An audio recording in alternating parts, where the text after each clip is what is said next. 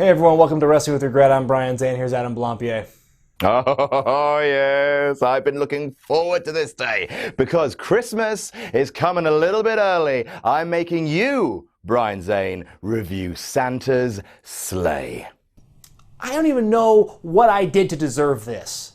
How about that Goldberg, huh? Who would have thought he'd be so relevant in 2016? If you told me 1 year ago he'll probably be getting a massive payday at WrestleMania 33, I would have laughed and laughed. It's amazing what a video game release form will get you these days. But back in December of 2005, a little more than a year removed from his WrestleMania 20 debacle, fans were treated to Santa's Sleigh, a slasher movie starring Old Goldie himself as Kris Kringle. But instead of giving presents to all the boys and girls, he's giving death. Sounds great.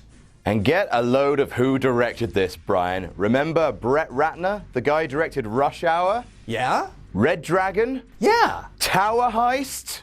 No? Well, Santa's Sleigh is directed by that guy's assistant, David Steinman. Not even Ratner?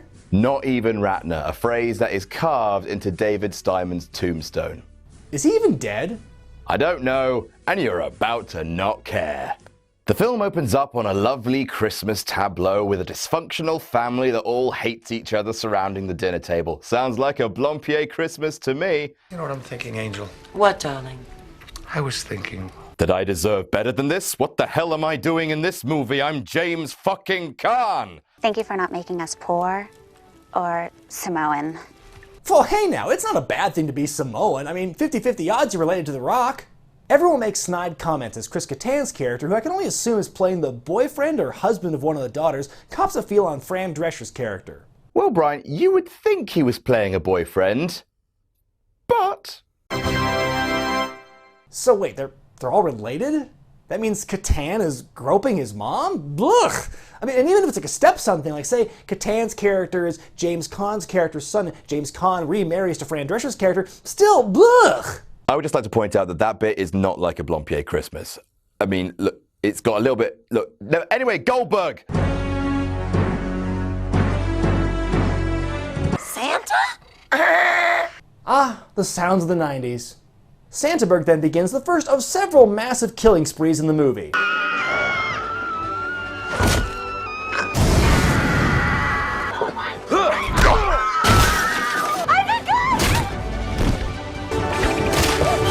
You know, Adam, something's missing here. Yeah, I mean, these kills are all gory and fun, but they're missing something, you know? It needs a little bit of pizzazz, you know? Wait a minute, I know what this movie needs. One-liners.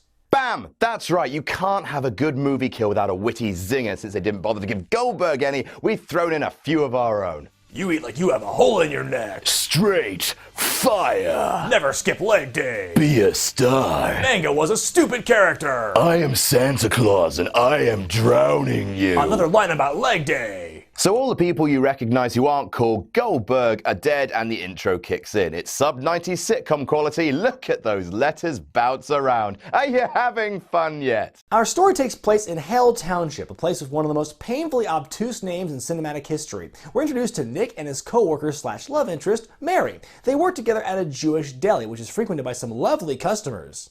Oh, you're being cute, you little shit. Don't use that political language shit with me. Thank you. And go fuck yourself. What a fucking whore. Hey, now that lady could run for president in 2020 and have a fair shot at winning. But this cranky old lady doesn't last long and she's rear-ended by Santa. Let me rephrase that. She's in traffic when... Bitch! Get out of the way!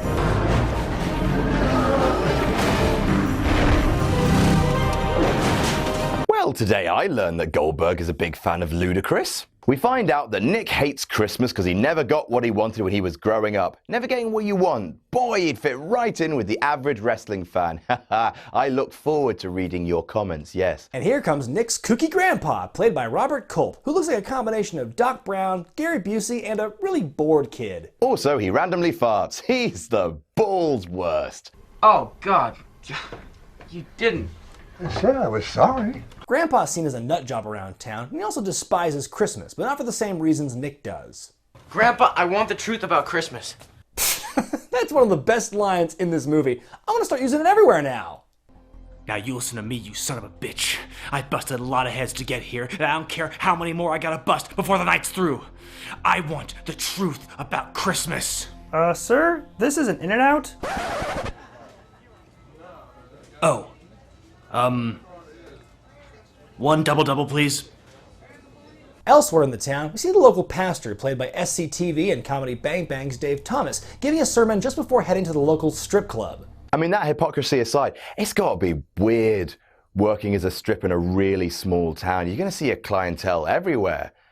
Like when you're bagging groceries.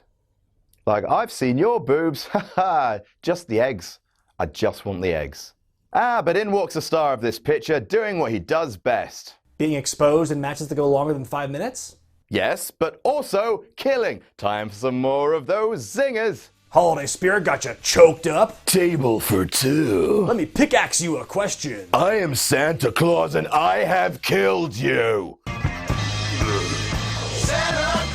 I love that Santa doesn't mind spilling blood everywhere, but draws a line at getting stripper oil in his hands. Also, fun fact, you see that stripper who gets Santa's head all in her business? Well, you might recognize her from a few recent episodes of Monday Night Raw. That's right, it's Mrs. Goldberg. And this is where they met. No, seriously, Goldberg met his wife on the set of Santa's sleigh. She was the one playing the stripper on the swing. He was the one playing Santa Claus.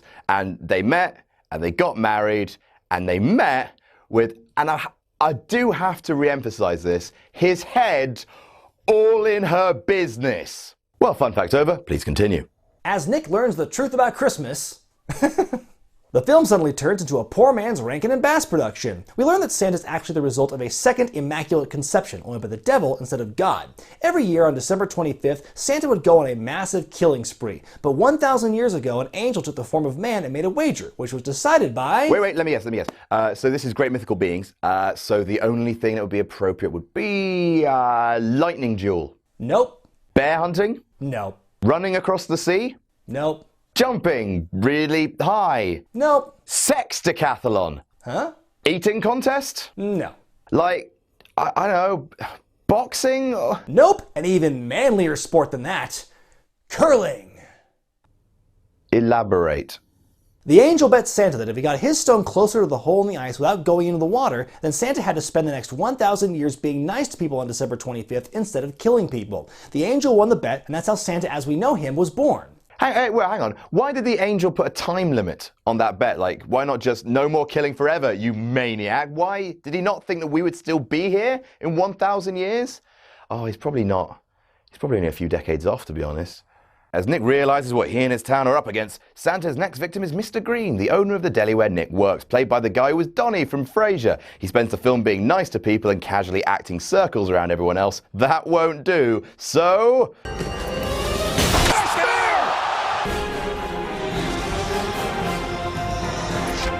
Wow. Okay. I'm Jewish, and I had no idea you could do that with the Star of David. I'm Santa Claus, not fucking Dracula! Yidle, didle. There's a really great irony here in Goldberg killing a Jewish character on screen. Oh, really? Nothing to be said about the great irony that Goldberg is playing Santa Claus, a symbol of Christmas? Well, I didn't want to bring it up. Too easy. Hey.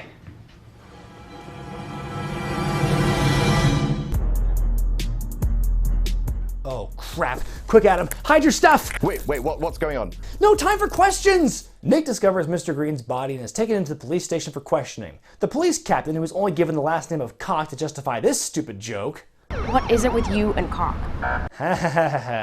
doesn't believe Nick's warning about what Santa Claus is capable of and brushes him off until... Huzzah! Revenge for Starcade 98! The Christmas ham has arrived. Then Nick and Mary ward off an attack by the jolliest T-1000 ever as they head back to Nick's grandfather. If Santa followed you here, we're all in great danger. Alright, this is the absolute best movie when it comes to out-of-context lines about Christmas. How often are you going to hear a sentence like that? Good evening, my children, to this year's Midnight Mass. I want to let you all know, first of all, if Santa followed you here, we're all in great danger. Let us pray. Domini, Domini, Domini, Domini, Domini. We're trapped in a closet on Christmas with Santa trying to murder us. How fucked up is that? About as fucked up as Goldberg playing Santa Claus. I'm sorry, I just can't get over the irony. As the gang tries to escape, Santa tracks them down, and yep, Grandpa makes the sacrifice play. Grandpa! Well, I mean, sort of, because he doesn't give them any extra. Basically, he dies in front of them, they watch that happen, and then they leave. So his sacrifice play bought them, like, no more time at all, making it meaningless. Oh, Grandpa got run over by a reindeer. Well, thank God he finally gets a one-liner in this movie. I mean, it's not a one-liner, it is just saying what just happened, but it is better than nothing. Then Nick and Mary make a run for it on their snowmobiles, but Santa and his giant bison, what, are hot on their trail. From her broom broom in the sky, she watched her plans materialize. She waved her wand.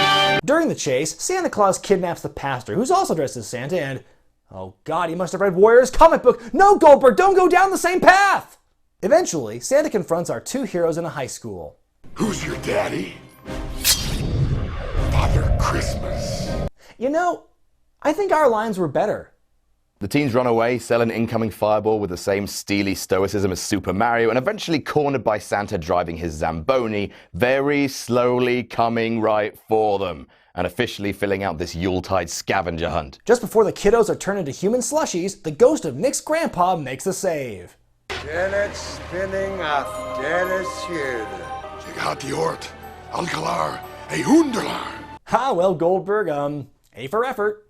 It's revealed that Grandpa was, in fact, the angel who beat Santa in the curling match all those centuries ago, having later turned human after falling in love with the woman who had become Nick's grandmother. He pulls a Lesnar and asks for a rematch against the demon Spawn. If Grandpa wins, Santa must stop killing forever. If Grandpa loses, then he's cast into hell.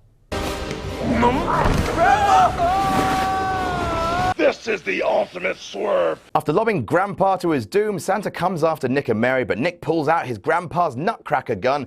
Boy, it sounds a lot less cool when you say it out loud.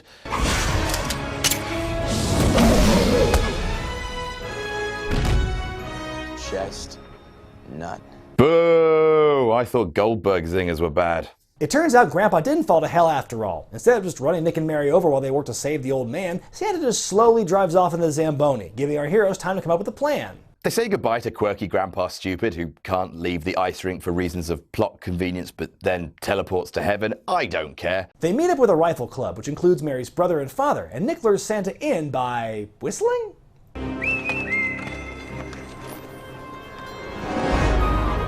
So these characters, who we've never seen before, were only ever so briefly alluded to in the first act of the film in a very clunky manner, play a pivotal role in the film's finale, as they shoot down Santa's sleigh with a rocket launcher, which one of the club members earned by saving up points from all the cigarettes he smoked.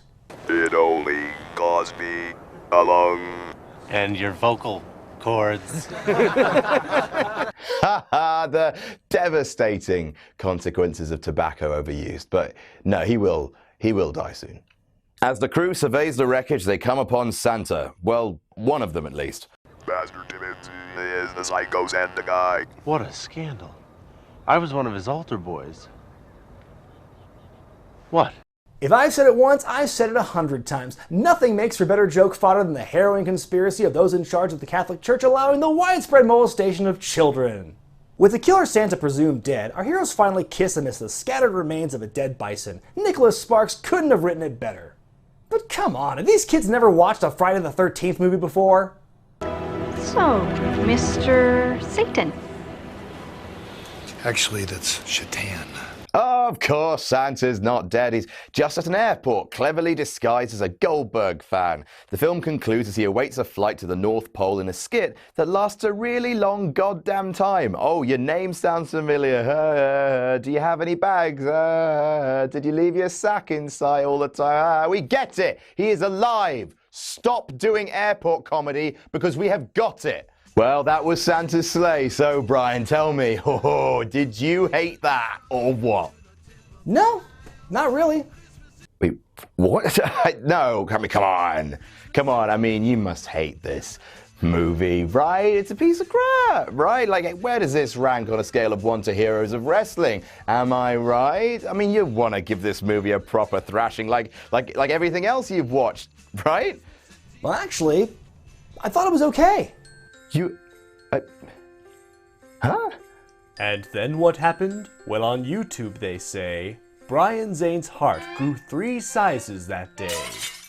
I mean, was it a terrific movie? No, not by any means. And slasher flicks, they've never been my cup of tea. Maybe it's the Christmas spirit washing over me, or maybe it's all the delirium I'm suffering from a lack of sleep. Oh, congratulations on the new kid. Sorry, I should have opened with that. Thank you, but I think this movie was all right. Even though it's super hokey, Santa's Sleigh is a fun premise that I think's executed pretty well. It has to be difficult to make a good slasher movie using Christmas as the backdrop, but this film pulls it off by turning the beloved Santa Claus into the villain and giving him a unique backstory. Even if the ending is cliche and the acting is so-so, the action and the murder scenes are cool, and I find it so damned impressive that all these names got signed on to the movie. James Caan, Robert Culp, Dave Thomas, Saul Rubinek, even seeing Tiny Lister and the kid who played Ben in Big Love was a treat. And of course, Goldberg was a way better ass-kicking Santa Claus than Hulk Hogan. Well, Brian, you never cease to amaze me. You actually liked something you've reviewed. That is a Christmas miracle. I know, right? Feels weird. So, here we are.